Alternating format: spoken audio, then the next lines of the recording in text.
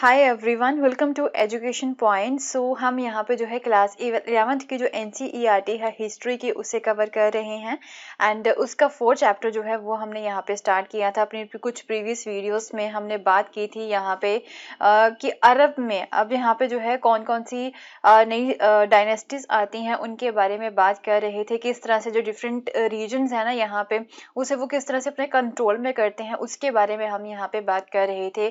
Caliphate जो है right, caliphate किस तरह से यहाँ पे बनते हैं, डिफरेंट कैलिफेट्स के बारे में हमने बात की थी। तो अब हम यहाँ पे जो है ना इस पर्टिकुलर वीडियो में देखेंगे कि जो कैलिफेट बनाने का जो ये जो सिलसिला था ना वो यहाँ पे खत्म हो जाता है। कैलिफेट्स जो है वो अब यहाँ पे नहीं बनते हैं। तो अब जो सल्तनट्स जो होती है ना वो यहाँ पे उसका राइज होता है। तो कौन कौन सी और नई डायनेस्टीज यहाँ पे आती हैं उसके बारे में हम यहाँ पे बात करेंगे इस पर्टिकुलर वीडियो में। ओके, जो अब्बासिड स्टेट थी ना अब वो 9th सेंचुरी में जाके जो है ना वो थोड़ा सा वीकर होना स्टार्ट हो जाती है, क्योंकि बगदाद का जो कंट्रोल था ना दूर दूर के इलाकों में वो थोड़ा सा डिक्लाइन होना स्टार्ट हो जाता है। डिक्लाइन ऑब्वियसली होगा ही, क्योंकि जो है जितने भी अलग अलग रीजन थे ना वहाँ पे वो बहुत ज़्यादा दूर थे एंड इतने बड़े रीजन को जो है ना कंट्रोल करना एक पर्टिकुलर राजा के लिए वो बहुत ज़्यादा मुश्किल होता था। तो जो है फिर इन डिस्टेंट प्रोविंसेस में जो है ना बगदाद का कंट्रोल जो है वो थोड़ा सा डिक्लाइन होना स्टार्ट हो जाता है and even army and bureaucracy में भी जो है ना थोड़े से कन्फ्लिक्ट्स होने स्टार्ट हो जाते हैं। तो जो लोग थे ना यहाँ पे वो अलग अलग ग्रुप्स में डिवाइड होना स्टार्ट हो जाते हैं। कुछ प्रो अरब्स थे, कुछ प्रो ईरानियंस थे यहाँ पे। तो एक दूसरे की तरफ जो है ना वो एक घृणा जो होती है वो यहाँ पे दिखानी स्टार्ट कर देते हैं। तो ऑब्वियसली सिविल वॉर 810 में यहाँ पे स्टार्ट हो जाती है between the supporters of the Amin and the Mamun. तो यहाँ पे फिर ग्रुप्स जो होते हैं धड़े बनने स्टार्ट हो जाते हैं एंड फिर सिविल वॉर यहाँ पे स्टार्ट हो जाती है, जो कि एक कैलिफ थे ना हारून अल रशीद उनके बेटे थे। ओके, तो एक तरह से कुछ ग्रुप यहाँ पे अमीन को सपोर्ट करते थे, कुछ यहाँ पे ममून को सपोर्ट करते थे। तो सिविल वॉर भी यहाँ पे स्टार्ट हो जाती, जिसकी वजह से जो फैक्शनलिज्म था ना, ये जो प्रॉब्लम्स थी यहाँ पे इनकी आर्मी एंड ब्यूरोक्रेसी में वो और भी ज्यादा बढ़ जाती है and it created a new power block of Turkish slave officers right. तो अब क्या होता है कि यहाँ पे जो टर्क से स्लेव ऑफिसर्स थे ना जिन्हें ममलुक बोला जाता था यहाँ पे। ओके, जो स्लेव ऑफिसर्स होते थे ना जो कि टर्क से यहाँ पे आए थे उन्हें जो है ममलुक बोला जाता था। तो यहाँ पे जो है ना इनके आर्मी एंड ब्यूरोक्रेसी में जो प्रॉब्लम्स चल रही थी, ग्रुप्स बन रहे थे, तो इसी के बीच में जो है ना एक नया पावर ब्लॉक बन जाता है इन स्लेव्स का राइट। वो अलग अपना ग्रुप बना लेते हैं। Okay, so schism once again competed with the Sunni orthodoxy for the power. अब जो है वही मुस्लिम्स में जो है दो ग्रुप्स यहाँ पे बन जाते हैं, कुछ शिज्म को सपोर्ट करते हैं, कुछ यहाँ पे सुन्नी ऑर्थोडॉक्सी को यहाँ पे सपोर्ट करते हैं। तो फिर कंपटीशन जो होता है इनके बीच में यहाँ पे स्टार्ट हो जाता है। तो इसके साथ साथ जो है ना और भी कई सारी माइनर डायनेस्टीज जो होती हैं वो भी अराउज हो जाती हैं, जैसे कि ताहिरिड्स आ जाते हैं, सामनिड्स आ जाते हैं। वो कौन कौन से एरिया में आते हैं? खुरासन एंड ट्रांसोक्शियाना एरिया में जो है ये राइज होना स्टार्ट हो जाते हैं एंड फिर उसके बाद में टूलूनिड्स आ जाते हैं इजिप्ट एंड सीरिया एरिया में।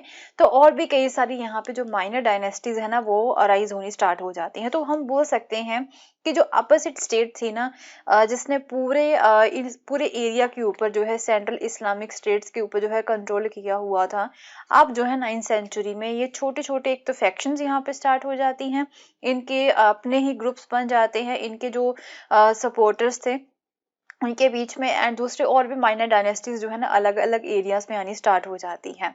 तो अब जो अब्बासिड पावर थी ना वो just central Iraq and western Iran में ही जो है वो लिमिटेड होके रह जाती है and that too was lost in 945 and 945 में जाके जो है वो भी खत्म हो जाती है, जब वहां पे नए रूलर्स आ जाते हैं, वो थे बुइड्स राइट। तो ये एक शियट क्लैन था, कैस्पियन रीजन से बिलोंग करता था एंड इसने क्या किया था कि बगदाद रीजन को जो है अपने कंट्रोल में कर लिया था। तो अब्बासिड के बाद में अब कौन आ गए? यहाँ पे बुइड्स आ जाते हैं। ओके, तो ये जो बुइड्स रूलर थे ना इन्होंने क्या किया अपने लिए ना जो है कई सारे जो टाइटल्स होते हैं अपने नेम के आगे वो यहाँ पे लगाने स्टार्ट कर दिए थे, जैसे शहनशाह हो गया। शहनशाह का क्या मतलब होता है? King of the Kings right. And caliph जो है वो यहाँ पे अब नहीं बनते हैं राइट। एंड ये इन्होंने जो है इस तरह के टाइटल्स यहाँ पे लगाने अपने नेम के आगे वो स्टार्ट कर दिए थे।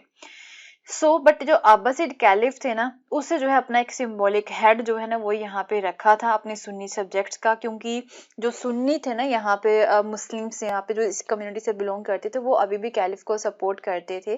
तो इसकी वजह से जो अब्बासिड कैलिफ थे ना उस समय के, उन्हें जो है अपना सिंबॉलिक हेड इन्होंने बनाए रखा था, बट खुद जो है ये कैलिफेट में एंटर नहीं होते हैं एंड ये जो है अपने लिए कुछ नए टाइटल्स जो होते हैं ना वो यहाँ पे अज्यूम कर लेते हैं, right.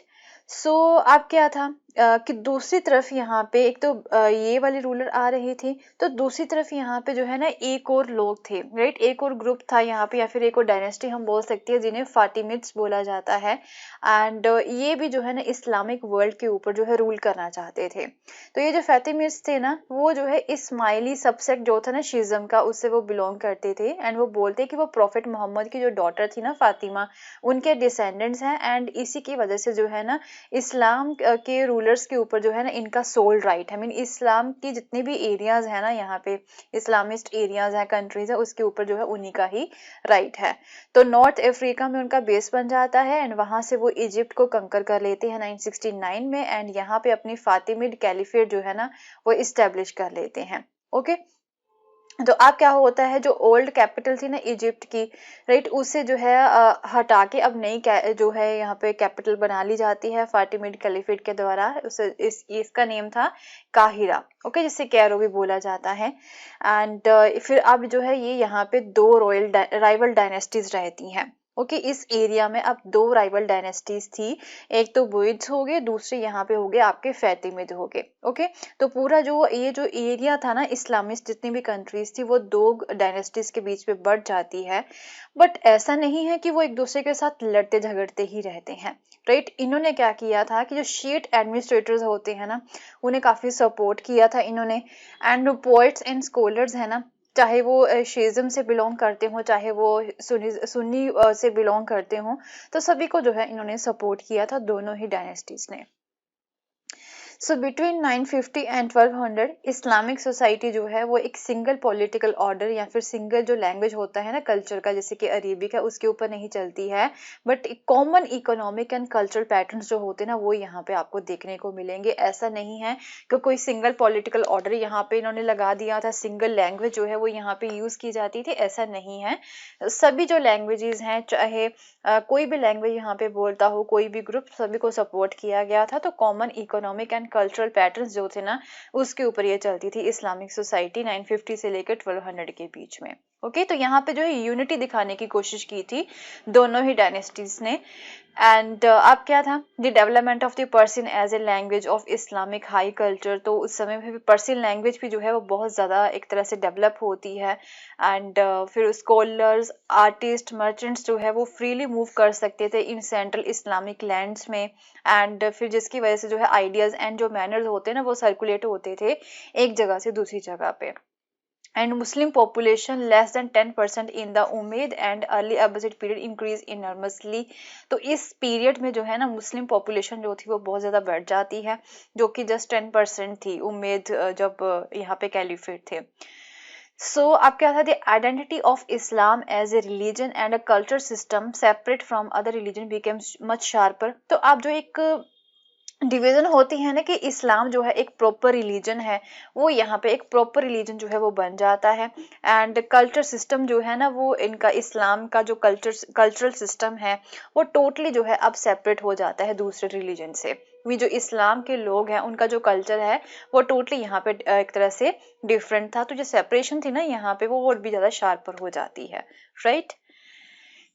A third ethnic group जो है, अब एक और नई डायनेस्टी यहाँ पे आपको देखने को मिलेगी। To the Arabs and Iranians के बीच में जो है एक और एथनिक ग्रुप जो है वो ऐड हो जाता, वो थे टर्किश सुल्तान्स जो थे। ओके, टर्क से भी जो है अब यहाँ पे कुछ डायनेस्टीज आ जाती हैं 10th एंड 11th सेंचुरी में। तो ये जो टर्क्स थे ना ये नोमैडिक ट्राइब्स थी from the central Asian steppes Turkistan से।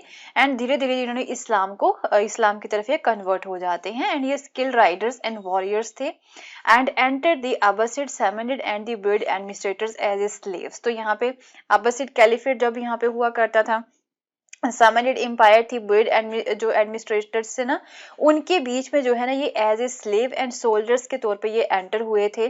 धीरे धीरे जो है अपना एक रुतबा यहाँ पे ये बना लेते हैं। तो लॉयल्टी वाली जो हाई पोजीशंस होती है ना उसके ऊपर जो है अब ये पहुंच जाते हैं।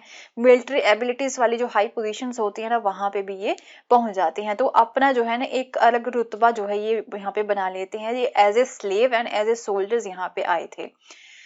सो इन्हीं के बीच में जो गजनाविद सल्तनत थी ना, इन्हीं के द्वारा ही यहाँ पे इस्टेब्लिश की गई थी अल्पटेगिन के द्वारा 961 में, and consolidated by the Mahmud of Ghazni, right. Ghazni area से जो बिलोंग करते थे ना महमूद थे, तो उन्होंने जो है इस सल्तनत को, गजनाविद सल्तनत को जो है ना एक तरह से कंसोलिडेट किया था 998 से लेके 1030 के बीच में।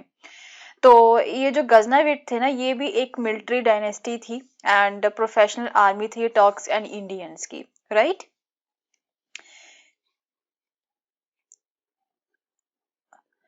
बट इनका जो मेन सेंटर रहता है ना पावर का, वो खुरासन एंड अफगानिस्तान की तरफ ही रहता है। तो छोटी छोटी स्टेट्स में अब जो है ना ये पूरा एरिया जो है वो बढ़ चुका था। तो ये जो गजनाविद है ना, इनका मेन जो सेंटर रहता है ना पावर का, वो यही था, खुरासन एंड अफगानिस्तान। एंड फिर अब्बासिड कैलिफ्स जो थे ना, उन्हें ये राइवल्स के तौर पे नहीं देखते थे, but as a source of legitimacy, mean जो है हम उसे सपोर्ट करेंगे, ऐसा ये मानते थे। And Mahmud was conscious of being the son of slave. तो महमूद जो है ना उनके मन में ये था कि मैं एक गुलाम का बेटा हूँ, तो मैं ना जल्दी ही ये जो आइडेंटिटी थी ना, महमूद अपनी इस आइडेंटिटी को खत्म करना चाहते थे। एंड वो जो है ना टाइटल जो होता है सुल्तान का फ्रॉम द कैलिफ, उसे जो है वो यहाँ पे लेना चाहते थे। ओके वो सुल्तान का टाइटल जो है वो यहाँ पे लेना चाहते थे। एंड इवन जो कैलिफ थे ना, वो भी सुन्नी गजनाविद को, मीन जो सुन्नी ग्रुप को ये सपोर्ट करते थे। तो जो है ना सुन्नी सेक्ट को ये सपोर्ट करते थे। एंड जो गजनाविद जो है ना वो इन्हें सपोर्ट करते थे। एंड इवन कैलिफ जो है ना वो भी गजनाविद को अब सपोर्ट करने के लिए रेडी थे। वो ये चाहते थे कि इसे जो है सुल्तान बना लिया जाए। फिर अब क्या होता है, एक और ग्रुप टर्क्स का यहाँ पे एंटर होता है तुरान में, जिसे हम जो है सल्जुक टर्क्स बोल सकते हैं। वो भी एज ए सोल्जर्स आए थे यहाँ पे in the armies of the Samanids and the Karakhanids. And फिर उन्होंने जो है एक पावरफुल ग्रुप ये बन जाता है सल्जुक टर्क्स का भी। एंड दो ब्रदर्स थे यहाँ पे, तुगरिल एंड जागीरी बेग। इनके अंडर जो है ये काफी एक तरह से पावरफुल ग्रुप बन जाता है इनकी लीडरशिप के अंडर। ओके सल्जुक टर्क्स का यहाँ पे महमूद के बाद में, गजनाविद एम्पायर के बाद में एक और टर्क्स थे यहाँ पे, वो थे सल्जुक। दो यहाँ पे इनके लीडर्स रहते हैं, तुगरिल एंड जागरी बेग। तो अब जब ना महमूद जो थे इनकी डेथ हो जाती है ना, इनकी डेथ के बाद में जो है ना उस एरिया में, जिस एरिया में महमूद ऑफ गजनी का रूल हुआ करता था, वहां पे जो है ना थोड़ा सा चाउस फैल जाता है, थोड़ी सी प्रॉब्लम्स यहाँ पे हो जाती है। तो सल्जुक्स जो है ना वो इस चीज का फायदा उठाते हैं। तो खुरासन एरिया जो है ना 1037 में वो इनसे छीन लेते हैं। एंड निशापुर जो है इसकी फर्स्ट कैपिटल बना लेते हैं खुरासन की। ओके फिर सल्जुक्स जो है ना अपना अटेंशन बढ़ाते हैं वेस्टर्न पर्सिया की तरफ एंड इराक की तरफ। एंड फिर वहां पे बगदाद में जो है सुन्नी रूल दोबारा से रिस्टोर कर देते हैं। Okay so Tughril was succeeded by his nephew Alp Arslan. तो फिर तुगरिल के बाद में जो है उन्होंने अपने नेफ्यू को यहाँ पे गद्दी पे बिठाया था। एंड अल्फ अरसालन के रूल के समय में जो सल्जुक एम्पायर थी वो और भी ज्यादा एक्सपेंड हो जाती है, जो मॉडर्न टर्की वाला एरिया ना वहां तक ये फैल जाती है। ओके बट हाउएवर 11 से लेके 13 सेंचुरी तक की अगर हम बात करें, तो यहाँ पे जो है ना European Christians and Arab states के बीच में जो है हमें काफी ज्यादा कन्फ्लिक्ट्स देखने को मिलते हैं। एंड एक तरह से 13 सेंचुरी में जो मुस्लिम्स है ना, मुस्लिम वर्ल्ड जो है वो अपने आप को एक डिजास्टर की तरफ देखना वो स्टार्ट हो चुका था, क्योंकि मंगोल्स जो थे ना वो भी यहाँ पे एक मेन खतरा बने हुए थे इस रीजन के लिए, मुस्लिम वर्ल्ड के लिए। एंड एक तरह से जो सेटल्ड सिविलाइजेशंस थी ना यहाँ पे वो अब खत्म होने वाली थी। ओके तो काफी सारी प्रॉब्लम्स का अब जो है सामना करना पड़ता है 13 सेंचुरी में जाके, जिसके बारे में हम जो है अपनी नेक्स्ट वीडियो में कवर करेंगे। ओके सो मिलते हैं फिर अपनी नेक्स्ट वीडियो में with the new topic. And अगर आपको मेरा कोर्स पसंद आया तो इसे शेयर करना ना भूलें। Thank you.